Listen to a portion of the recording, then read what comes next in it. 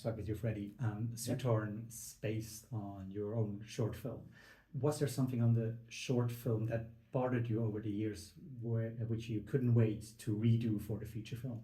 That's a great question. It was a very long journey to turn the short into a feature.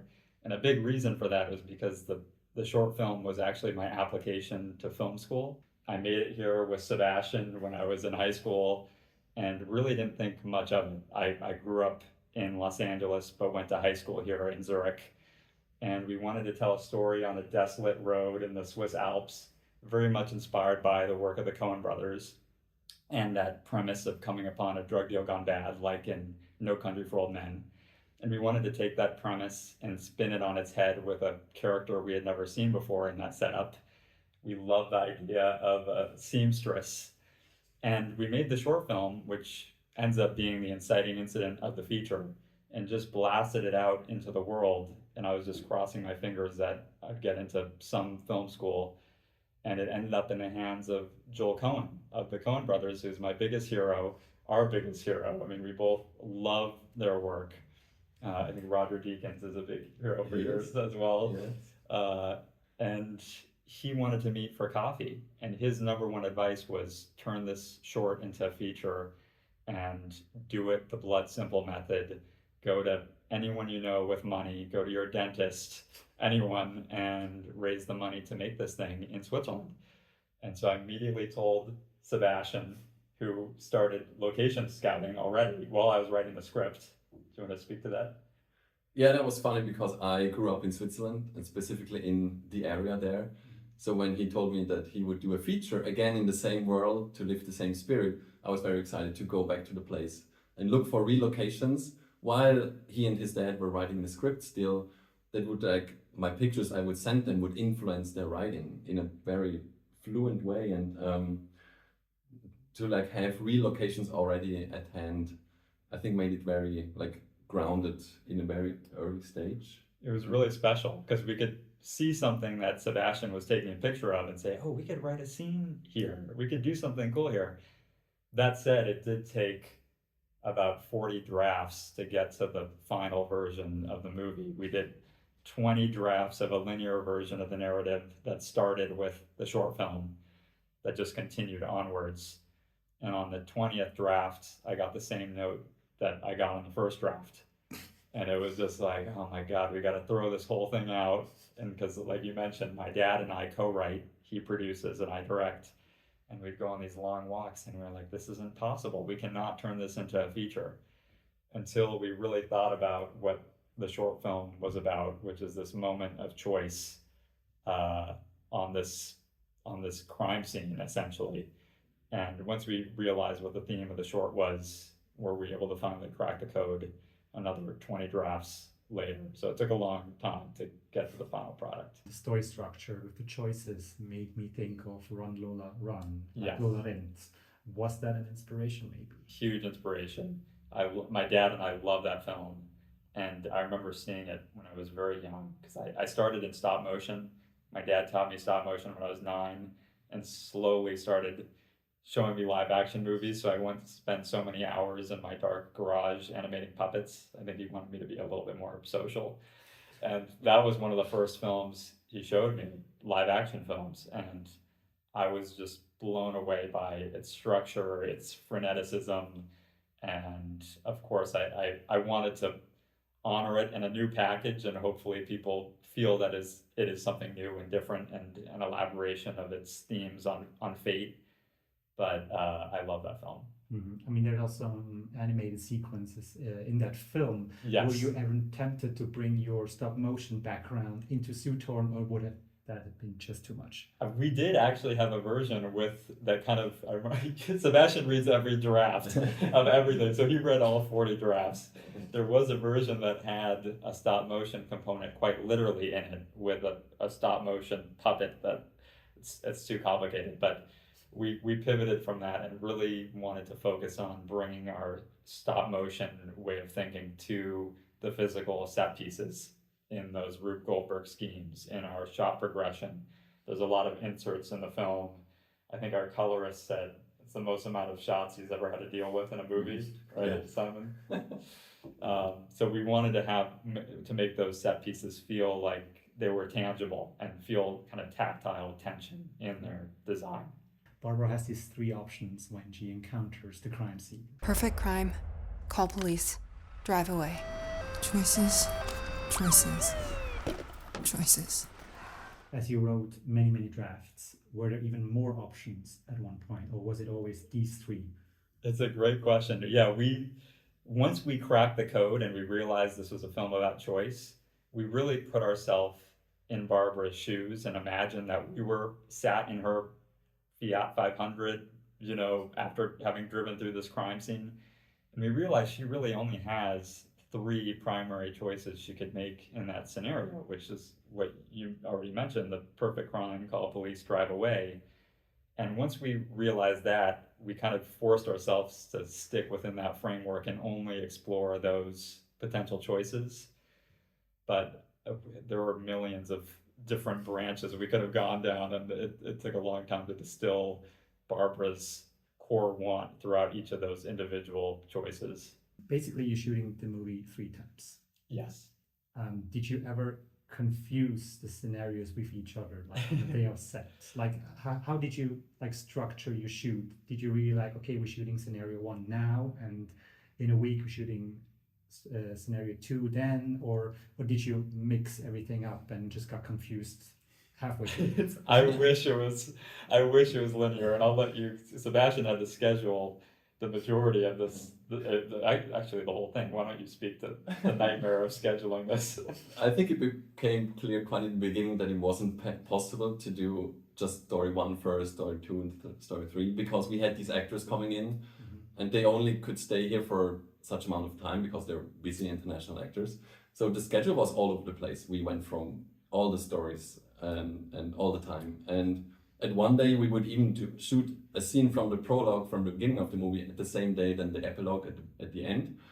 And so I think it was important to have a really clear idea of what everyone's doing, and obviously also for the actors to have the emotional continuity for you directing. And that was very stressful. I had 10 documents trying to figure out in parallel to the schedule what everyone's continuity would be emotionally, and then also the physical continuity, because my dad and I were the thread wranglers. We're was this spool of threads supposed to be here in this story at this time, and so we'd have to read the script and we're yes, okay, that's here, and that's. So that was a headache, the emotional continuity and the physical continuity, figuring those out. I know it's like asking a father which of his kids is his favorite, but do you have a favorite options of those 3? I'm curious what your answer is. Your choice. Well, a lot of people say the third story was the most compelling because there everything seems to come together and there's a lot of tension there, whereas the second story is more of a comedic tone. I personally probably like the second story the most too, because of how we shot it, how we lit it, how we told it visually, the comedic tone of it. I appreciate it a lot. And obviously one of the actresses, Kate Callan, is most prominent in the second story, and I just love her and love seeing her act, and so I think the second story is my favorite. Second, I can never figure it out in my head, but I think the third was the most fun, and I don't want to spoil necessarily what happens, but there are some big set pieces that happen with thread. The whole movie has, as you know, way too many thread Rube Goldberg schemes, and the one that happens in the third choice, one of the main ones, was incredibly hard to execute and required a lot of insert shots and running around with guns and thread around a diner, and that was very complex but fun to execute on set. Let's talk about the physical threats real quick. Yes. If I were to tell you why I did what I did, and I was broke and alone, would you pity me? Or would you say that my actions were justified?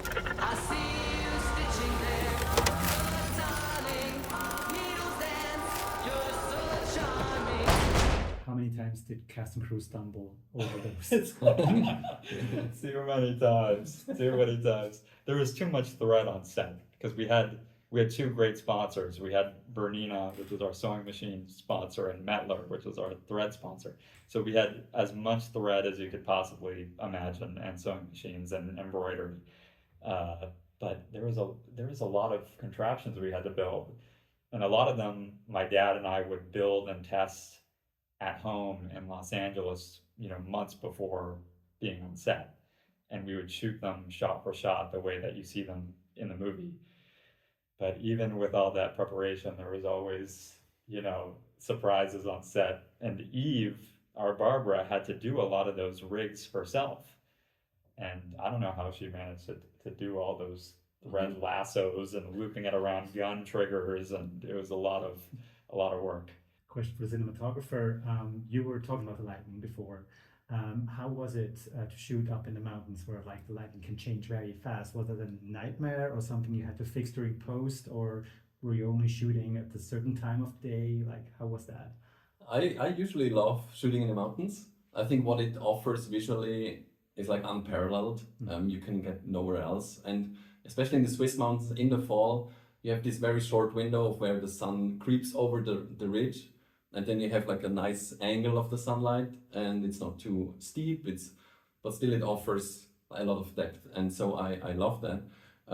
We did have kind of a fluid schedule where we needed to maybe bring a scene forward because the sun would be dripping beneath the mountain too quickly. And there's just a few instances where in post I would replace the mountain. I would the next morning I would go shoot the same shot again from the same angle and then replace the mountain, because then the sun would hit the mountain, whereas the day before when we shot it with the actors we were just half an hour too late for that. But I just loved that location there, and the village that the film is set in, it just offers so much character to the story also. Yeah, I mean it's Vättis where you shot the film. How welcoming was the community there? I mean, there's some gunshots in this film. The community was very welcoming. I don't think they've ever seen a film production of this size, and we weren't a huge Hollywood blockbuster.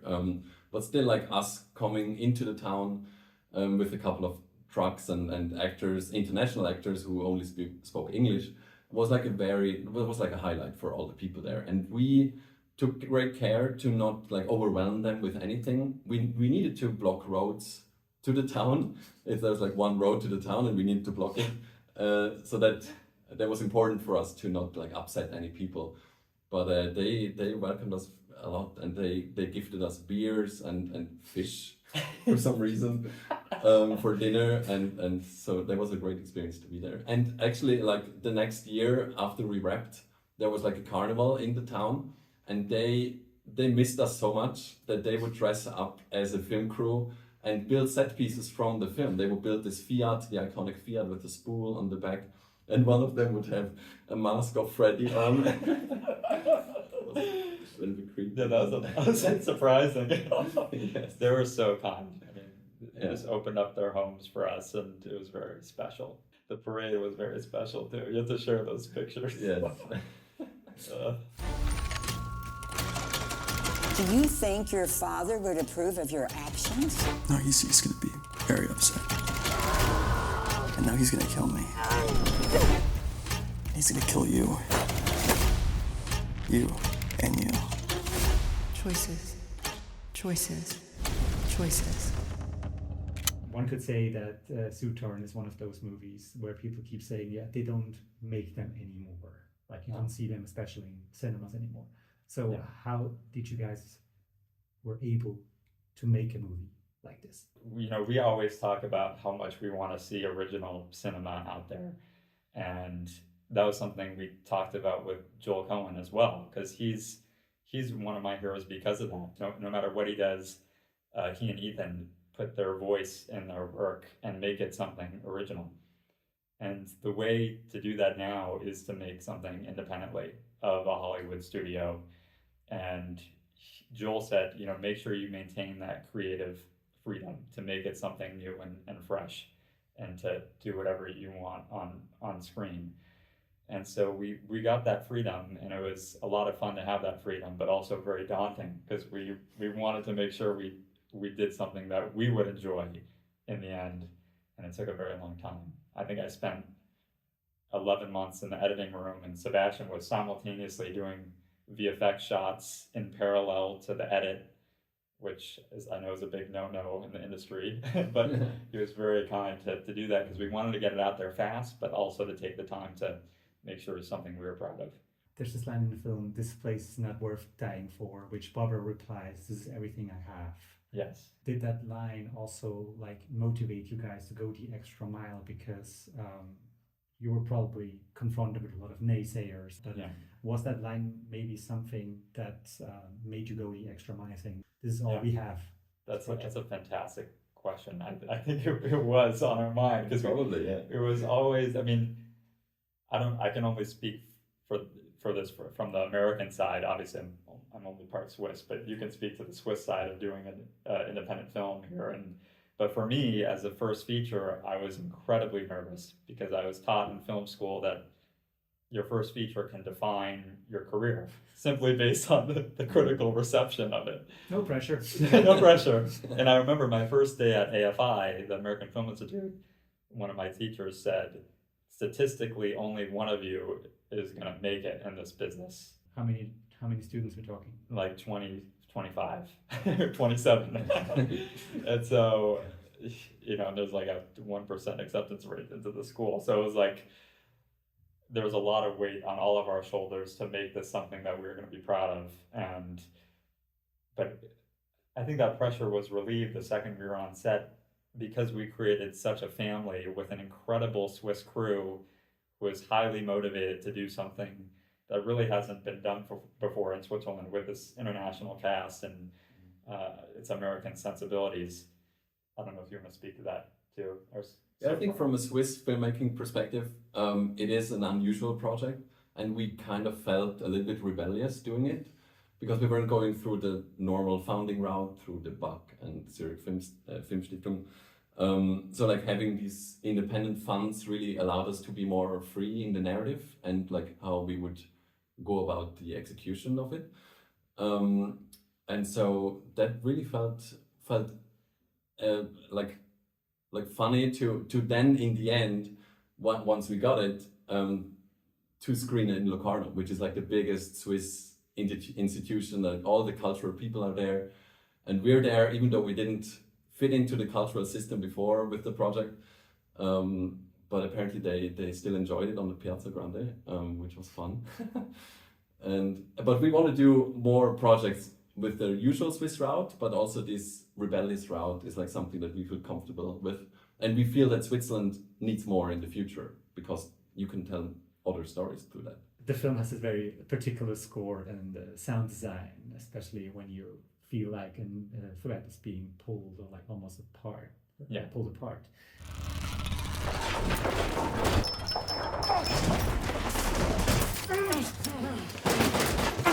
Choices. Mobile seamstress, suddenly not so mobile. Did you really like record threads, or how did you like make these particular sounds? Well, it's really started with my collaboration with Jacob Tardine, our incredible composer. And he reached out to me a long time ago after seeing the short film and wanted to start a collaboration. And I heard his music and I just fell in love with what he's able to do. And so we've been talking about the feature for a long time. And I always knew that we wanted to include tactile thread elements in the score with sewing machines and scissors, and he loved that concept. And months before even being on set, he started creating the score for the film.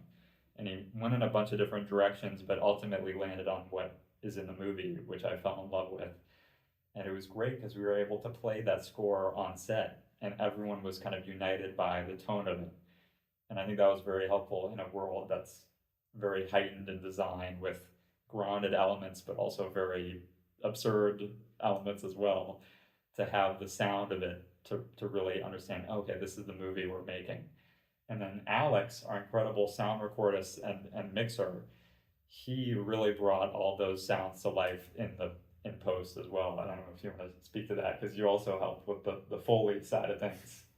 Yeah, that was fun. That Arizona, our production company, had like this. They have this great soundstage in Lucerne, and Alex recorded like all the threads, like bringing them close to microphones to really bring out the subtle sound of when it moves around, and needles, and to really make this like feel like tangible also in the sound. So that was fun. Yeah.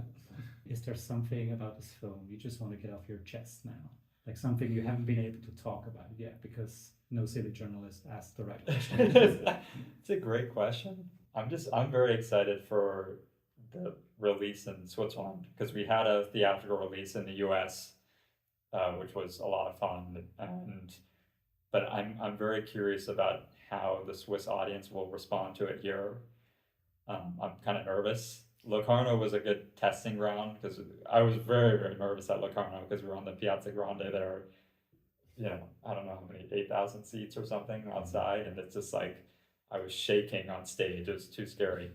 But here, I'm very curious. I know just people going to the theaters in general now it's difficult to get people to go to theaters, but this is a very strange film in that it has American sensibilities, but it is very much a Swiss film.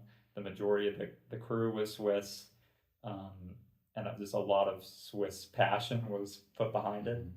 So I'm very nervous and excited for the months ahead here. Yeah, I just want to give a quick shout out to the crew who made this possible. As he said, the majority was Swiss. They're all here in Switzerland, and we made this together with our production company, Arizona.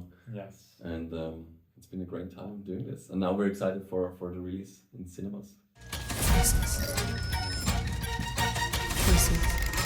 Choices. Choices.